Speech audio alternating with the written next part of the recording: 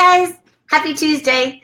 I'm Kathy Santo and I am here for another Tuesday Facebook Live. Now, because we have so many new people joining our page, I wanted to give a small introduction. For the past 3 decades, I'm a dog trainer, not a part-time or hobby trainer, an actual full-time dog trainer who's seen thousands and thousands of students who want the same thing that you do, a dog that everyone loves to have around.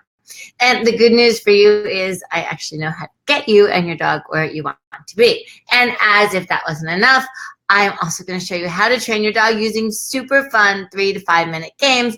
And once you get started, a few things are going to happen. First, your dog will start to behave better. Your friends and family won't dread interacting with your dog. And you know what? You're going to like him a lot more too. Actually, he's probably going to like you a lot more too also. So good, and more good things happening.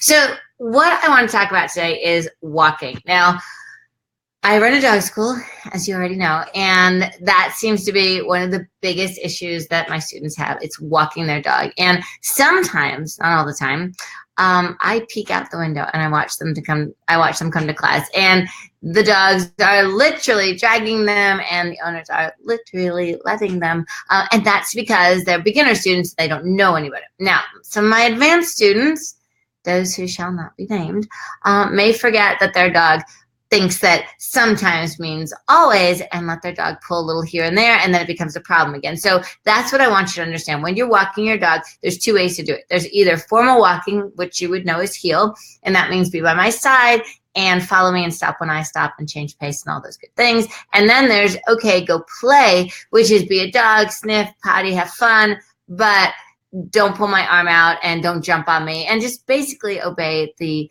domesticated animal laws of the land such as they are. So today I am going to give you a bunch of tips that's going to help your walking get better pretty much immediately. Now, what I want you to do when you train is dedicate a 3 to 5 minute training session, maybe once, maybe 5 times a day, whatever you can do, and you're going to see huge improvement. Now, one of the keys to a successful training session is having a dog who's hungry, lonely, and bored. So what that means is don't feed your dog right after he had his meal. Don't take your dog out for a 5-mile hike and come back and say, hey, want to play? Because your dog's going to say, yeah, no, I just had all my needs met. I've exercised. I hung out with you. And have them be bored. Like, I like to crate a new dog who might not be so interested in training for about half an hour, 20 minutes. And when I open the crate door, they're like, oh my gosh, yay, I'm so excited to see you. And I'm like, me too, let's train. And they're like, yeah, that sounds like fun. So those are the 3 states that you'd like your dog to be in, hopefully all at the same time. All right, so let's start with number 1. Just like I will not open a crate door if my dog is acting like a Looney Tune and spinning and barking and pawing, the same goes for my dog when I'm going for a walk. I absolutely will not put a leash on them if they're doing that. So if your dog is super cranked up, then what you have to do is desensitize them to the leash. Now, in your dog's defense, you probably have created this problem just a little bit, maybe more than a little bit, or maybe other people in your life has done it. We can blame it on them. But basically what's happened is they said, oh, I want to go for a walk. And they're shaking the leash. And so it's like, I want to go for a walk. And he's acting crazy. And then they take him outside and the dog goes, you know what? Acting crazy gets me what I want. And these people are so excited about going for a walk too that I'm just going to jump in on the party. So no, and more no. You are going to be calm and you are going to play leash on, leash off game. And so what that is you get out the leash, you clip it on your dog, you take it off, and you sit down and work on the computer or have dinner or just go upstairs and lay down. But the dog is going to know after 15, 20, 30 times that, hey, you know what? The leash doesn't always mean I'm going out. And when you do take them out, make sure that you're nice and calm. It's not a party. It's not pre-gaming. It is, we're going for a walk. That is it. Pushy behavior doesn't get what you want. That's pretty much the message. Now, once out the door, let's say you actually got the leash on successfully, I ask my dogs to sit. And sometimes we do a walk, and sometimes we go back inside and then we play. So to me, to my dogs, going out the door is not a promise of going away. And that's really important because I don't get that crazy behavior. My dogs are more into me. They say, okay, I sat. What are we going to do? Go in and play tug?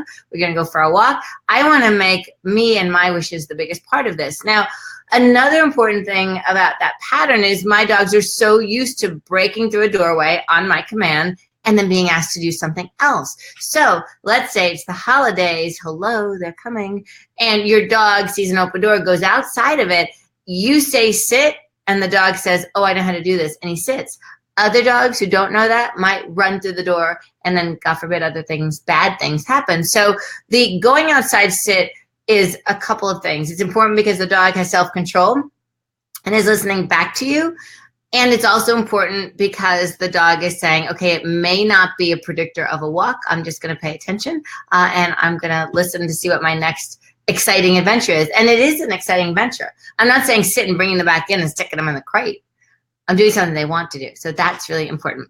And speaking of being unpredictable, I also want you to be unpredictable when you're at home. So when you put your sneakers on and you pick up the leash, does he start to run around and say, oh my goodness, look at my leash and your sneakers are on? If he does, that's called a tell. And so if he knows your tell, make sure you do them and then have something unexpected happen.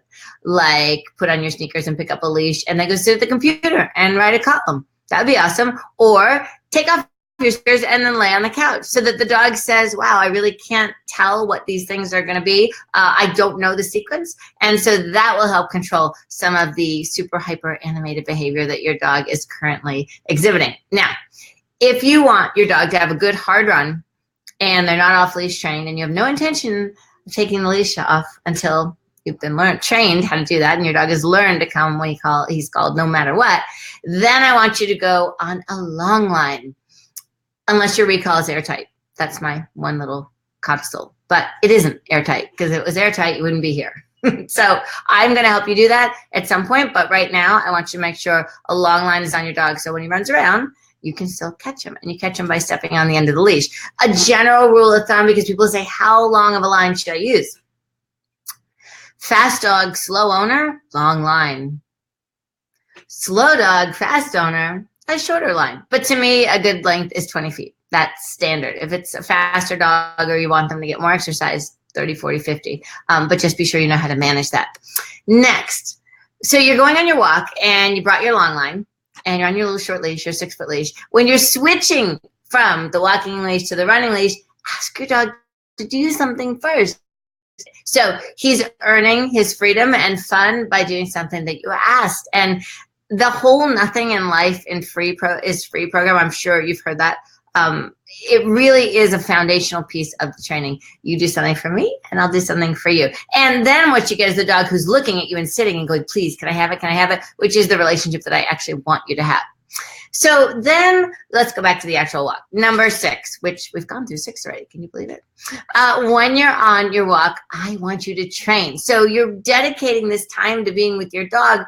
Don't just throw it away and have it be all just them doing what they want. I want them to do things that you want them to do. So bring high value treats and use the time for a combination of play, exercise, and training. Maximizing the time that you spend with your dog will get it all done. And trust me, a dog who's had brain activity and body activity will be the tired dog that you wanted when you guys get home. All right, number 7. Because I'm going to start to number them so you know which one they are. If you're driving somewhere for your outing, the same front door and crate door protocols are in place for the car door. So whether your dog is in a crate or a seatbelt, I want them to know that rude and impatient behavior will not result in leaving the vehicle. And once they're out, of course, ask for a sit before you move on to something next or fun. Number 8, have multiple routes. Not only does it help your dog not get bored, but it also lets you see some possible holes in your training that you might not notice if you're doing the same walk every day. So in my neighborhood, there's tons of deer. And we tend to walk 3 or 4 different routes. But one day I went to Starbucks first with my dog in the crate in the car. And then we decided, oh, you know what? Right next to Starbucks down the road a bit, there's a nice place to walk the dogs by a pond. So I took my dog. And it was when she was a puppy. So she was like 5, 6 months old. And oh my gosh, my really excellent walking dog saw some Canadian geese. Oh, they're so cute. Not really. And she was like, oh, geese. And she wanted to pull, so we were working on that. And then she also wanted to eat some goose poop, so we worked on leave it. None of these things happened on my walk, but they happened on this walk because she had more access to new stuff. So make sure you have multiple routes because you will be shocked at the things that your dog doesn't know or does when you're somewhere different. So it's good. I embrace that. I work on it, and then I feel much, much better that I've got more training done. All right, number 9. Practice loose leash walking. Now, a lot of people have their dog on a really tight leash and they say, look, my dog is next to me in heel position. And I say, that's because you've got the leash super, super tight and you've glued him to your body and you have a huge bicep in your left arm. So we don't want to do that. So cookie hands and showing the dog food and luring them into position are awesome games to practice, but they shouldn't make up the entirety of your walk. They should be included in training so that when you are walking, your leash is a bit loose. And I got something today. It's so super cool. Wait, I'm going to get Brittany to hand it to me. Brittany, can you hand me that? The chuck it. Yes. Oh, this is so cool. So we actually have something in the school called an assessa hand. And that's a plastic hand that people use to assess a dog's level of resource guarding, which we'll talk about in another video. And because they worry that if they put their hand near the dog's food bowl, that the dog might eat the hand. And again, these are rescue dogs and they're just deciding placement, or shelter dogs. They have something called an assessa hand, which is a really, really super realistic looking fake hand. So I was trying to get this fake hand to have food in it so we could do following the food exercises for loose leash walking. And it was okay. Cheese whiz and peanut butter worked because it would stick to it, but it really wasn't what I wanted, because then how do you feed the peanut butter, right? They were having to like wipe it off the thing and give it to the dog. It was messy. Anyway, so I was on Amazon looking for stuff the other day, which is my favorite place to look. And I found this. Look at it. Can you see it? This is a chuck it. Normally there's a ball in here and you just throw it super, super far. But to me, it looks like a little hand. And if you put the treats in it and you walk with this next to you in training stage of your dog healing, it's awesome. Like I can reach in this and I can give a piece of food to my dog who's in position and I can hold it over their head. It's amazing. I'm so excited. I'm going to wind up getting a bunch of those. Yeah. So, oh, and they come in different lengths, right? So, and no, I have no stock in the Chuck It company. I probably should after this. This is a short handle, but they come much, much longer. So if you have a little teeny tiny dog, you get a long one of these. This is good for a taller dog because I don't have to have as much length on it. So there you go. Another tip. That should be 11. Okay, but before 11, let's get to 10. Number 10, if your dog is in the early stages of walking on leash, use a harness with a double clip leash or a gentle leader or halty. That'll make all the difference because ultimately your goal is a dog who doesn't need special collar and a harness. Ultimately, your dog understands the concept of walking next to you. But I get it, especially with young dogs, new dogs, puppies. You want to take them out for a potty walk and they're dragging you. And all that's doing is reinforcing drag you because you're letting them get to the tree. And you shouldn't. Because I know people say, oh, my dog pulled me to the tree, but he really has to go.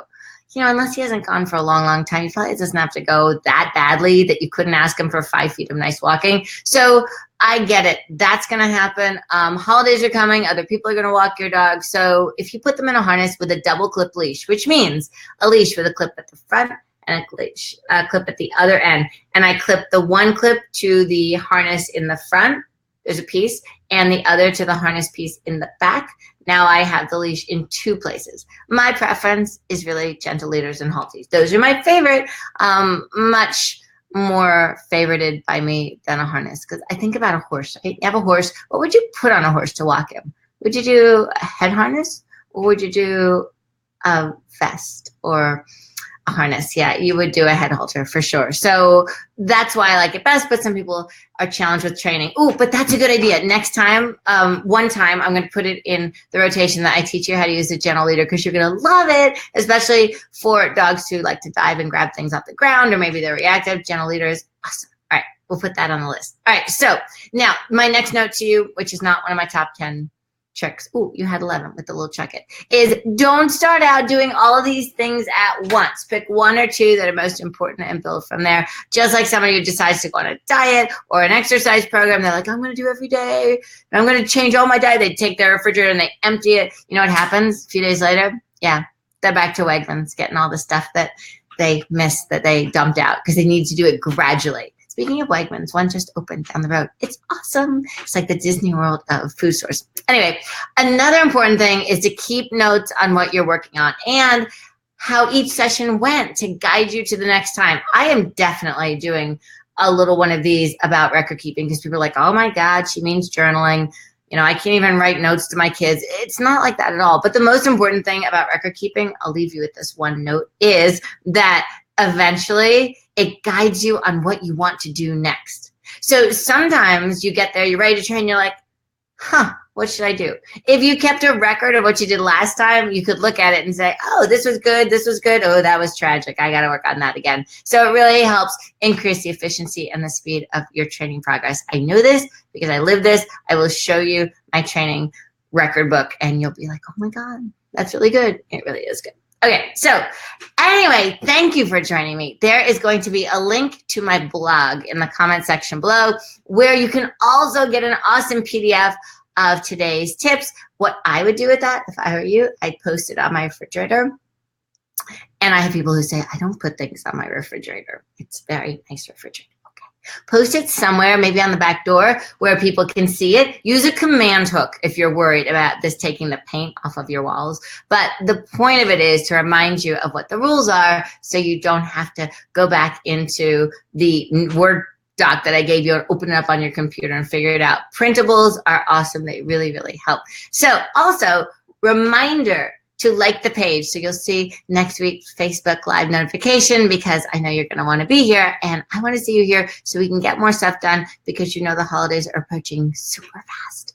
And we want this dog, your dog, all the dogs to be much better trained than they currently are. So anyway, that's the scoop. Enjoy the day. Happy training and I will see you guys next week. Take care.